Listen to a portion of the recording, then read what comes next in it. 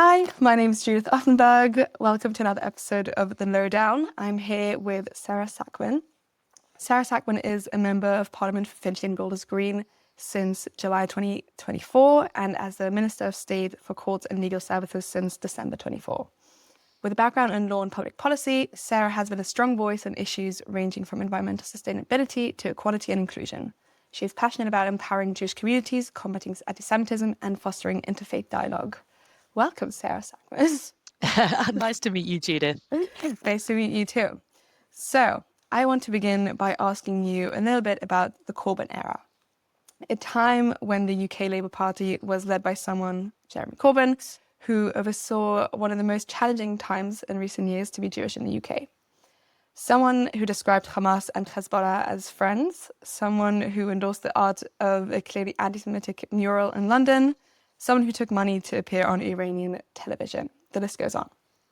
You didn't stand as a Labour candidate during the Corbyn era, and you said recently because you didn't feel that you could ask your neighbours and friends to vote for Labour at that place and time. Why did you feel that, and how has this moment in Labour's very recent history shaped your views and politics? The Labour Party, after 2015, under Jeremy Corbyn's leadership, went in the wrong direction. It became a party that was not serious about winning power for the British people to deliver change, and in particular, it fostered a culture in which anti-Semitism was allowed to thrive and in which many Jewish Labour members did not feel safe. And that needed to change. And the Equality and Human Rights Commission found that the Labour Party at that time had become institutionally racist. And that is a very, very dark place for any mainstream political party to be. The party had to change, and it did following 2019 under Keir Starmer's leadership. The now Prime Minister made a commitment to root out anti-Semitism, root and branch. And it was really important when he said that in his first statement as the new Labour leader, that those powerful words were backed up by action. And he delivered on that, expelling those members who were responsible for spreading anti-Semitism, taking action to improve the disciplinary processes of the Labour Party, fundamentally changing the Labour Party and making it fit for power. And I think the verdict was delivered by the British people in the 2024 election when Labour won a landslide victory, and in doing so, won over large sections of the Jewish community, not least in my seat in Finchley and Golders Green. So it was an important fight to have, but it's one that's affected real culture change within the Labour Party and indeed across our politics generally. So I'm glad you mentioned the last general election because I want to fast forward to July 2024, the recent UK general election, and the Labour Party received an overwhelming majority. Seats in northwest London, as I say, with significant Jewish populations went Labour, something which was almost unthinkable just a few years earlier. I wonder, while you were out campaigning, what were you hearing from your Jewish constituents? Well, I was hearing from Jewish constituents what I heard from constituents right across the board. Finchley Golders Green is one of the most diverse constituencies in the country. We have an incredibly large and diverse Jewish community ranging from the full spectrum of denominations, Ashkenazi, Sephardi, the whole gamut. We're a very diverse Jewish community, but we're a diverse community in every sense. We have a large Iranian, Irish, Kosovan, Japanese, Cypriot community, a large Hindu community. So it's a very, very diverse place. And what I would say is what I was hearing from Jewish voters is what I was hearing from all voters, which is that the country demanded change. It had seen 14 years of a government presiding over economic recklessness, low growth, and crumbling public services, cuts to our education system, to our health system, presiding over a housing crisis, sewage pouring into our rivers and water bodies. And I think what was really fantastic, actually, about the last election was that Jewish voters could vote as citizens, that they could vote not based on their Jewish identity, but based on their political persuasions, on their convictions, and on what they wanted to see. And what they wanted to see in common with their non-Jewish neighbours was fundamental change. And that's what they voted for. That is something that is lacking in a lot of countries in Europe right now, where Jewish voters are unfortunately pigeonholed to vote one way or another. So it was beautiful to see the election that way. There were a number of other takeaways also from the election. We saw the rise of the populist right in the shape of the Reform Party, and we also saw some unprecedented victories from left-wing independent MPs, among them Jeremy Corbyn. These independent MPs stood on a campaign of being pro-Gaza and accusing Israel of genocide, apartheid, etc. Some of your colleagues, Jess Phillips and Jonathan Ashworth, also alleged that independent MPs standing on such a ticket deployed intimidation tactics in the election. Do you see these takeaways from the election as significant causes for concern? I think intimidation and personal abuse in our politics is a real problem. We've seen 2 British MPs murdered in the last 7 years from different parties, from different sources, Joe Cox and the late Sir David Ames. That, I think, is deeply troubling when MPs from across the spectrum are targeted in that way for speaking out without fear or favour, in line with their own personal convictions or representing their constituents. We should all worry, because that speaks to the health of our democracy and the ability to disagree with civility. I respect people with very different views from mine, from the economy to foreign policy. But the basis of any democracy is the ability to disagree with civility through legitimate political processes. And I think that we are seeing a worrying rise fueled by the extreme right and the extreme left, turbocharged by certain online platforms that are pulling those social divisions and encouraging more extreme behavior. And there were examples of that in lots and lots of places during the general election. Gladly, I should say, in Finchley and Golders Green, we had a really healthy debate. I was able to disagree, but disagree in an agreeable way with my political opponents, who fought a fair campaign, putting to the voters different agendas and manifestos, and that is as it should be. And I think that it's incumbent upon all politicians right across the spectrum, from right to left, from different parts of the country, to do what we can to strengthen our democracy, strengthen our institutions, and to pick our words carefully. When we want to defend positions with conviction, with passion, that is absolutely fine. But I am in the business of politics to unite, to bring people together, not to sow division. And I think that we as politicians have a very real responsibility to conduct ourselves in such a way that fosters that. Thank you for that. In your time as an MP so far, Israel has become a prominent issue for this Labour government. Your government has reinstalled funding to UNRWA. It has imposed a number of suspensions of arms licenses being issued to Israel. It has also withdrawn opposition to the ICC arrest warrant issued against Prime Minister Netanyahu and Yoav Gallant. And your government has since not denied that it would seek to arrest Prime Minister Netanyahu if he were to visit the UK. Given your legal background and your previous role of Solicitor General, did you play a role in these discussions and decisions?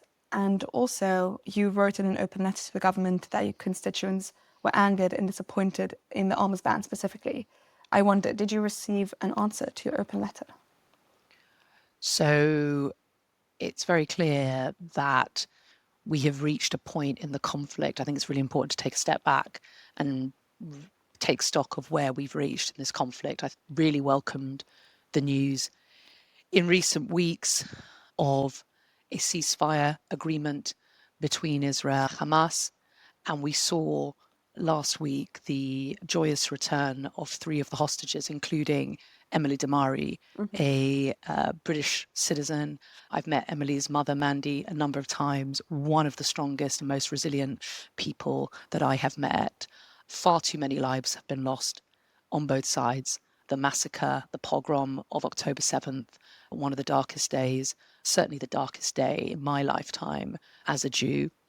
But equally, the level of suffering and destruction in Gaza, the need, as we're seeing now, with increased aid going into Gaza to alleviate the suffering that is going on within that territory. And I think it's really important that we focus now on maintaining that agreement, on stabilizing the situation and on looking to the future. What does the future of Gaza look like? How do those people rebuild?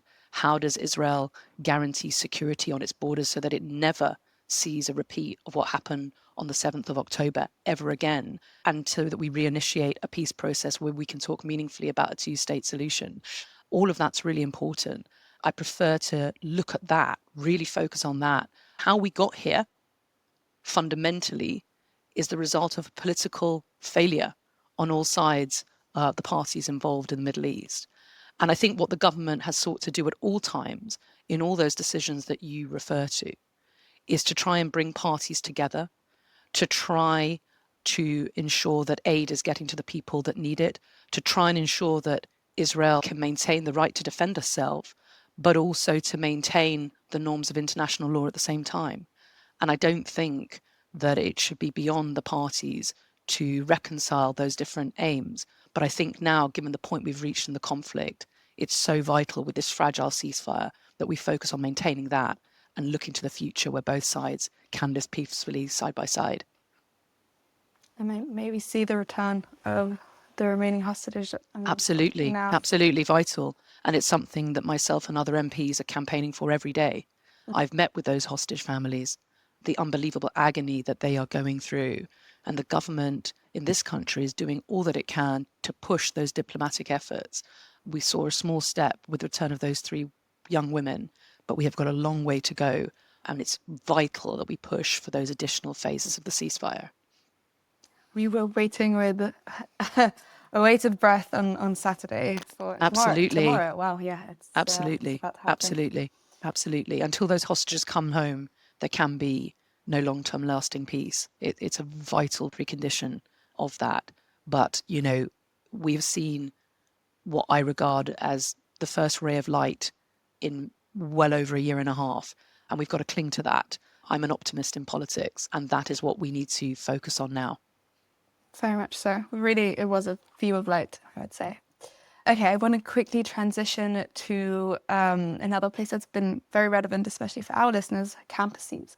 So universities in the UK and across Europe have long been a tough place at times for Jewish students, but perhaps that uncertainty has become more acutely felt since October 7th. I'd say that's certainly the case in the UK as well, and I wonder just how seriously is the Labour government taking rising levels of anti-Semitism on campus specifically, and what steps are being taken to combat such hatred and intolerance? So I was reflecting the other day. I was JSOC president when I was at Cambridge, like you, and I really enjoyed my time at university, really enjoyed getting involved in all sorts of activities, but really enjoyed getting involved with other Jewish students and organising what we used to do, social events, coming together, learning. And it was a terrific time. And I reflect on how different my experience 20 years ago is from that which many Jewish students are encountering on campuses today. And I see it as a vital part of my role to engage with and support those students. So one of the first things I did when I was elected as MP was host a Union of Jewish Students conference in Parliament, bringing together the chairs of Jewish societies from right across the UK to come and meet with me and tell me about the experience, tell me what their plans were for the term ahead, and tell me how parliamentarians like myself can support them. And I've continued to engage with Sami Burkhoff, the president of the Union of Jewish Students, in the work of her and her team to how we can support Jewish students on campus. I think part of it is about giving them a platform, knowing that parliamentarians across the spectrum, but particularly in the government, are supporting them, encouraging fellow parliamentarians to go and meet with Jewish students, understand the challenges that they're encountering, help them in their advocacy efforts in terms of policing the boundary between what is free speech, which has to take place in campuses. That's what universities are. They're places where free speech and debate should be fostered, but obviously policing the line between that and hate speech and harassment of particular minorities, in this case, Jewish students. And I think that as a government, we have taken really, really positive steps in this regard. It's sad that it's needed, but positive the steps in this regard, in particular, a 4-year funding settlement for the Community Security Trust of £80 million, investing in Holocaust education, in schools, particularly of non-Jewish students, with the program around meeting Holocaust survivors and trips to Auschwitz, investing in that as part of the Department for Education's work. So important that people, even before they get to university, come armed with real knowledge and facts about some of the concepts that can get so warped in parts of extremist debate. All of that will, in the long term, protect Jewish students on campus. But my ambition as an MP, and one that represents many Jewish students, is for Jewish students to have a normal and exciting time, which is what university should be. And it's really important that people like myself continue to provide that leadership, and for those students to know that the government has its back.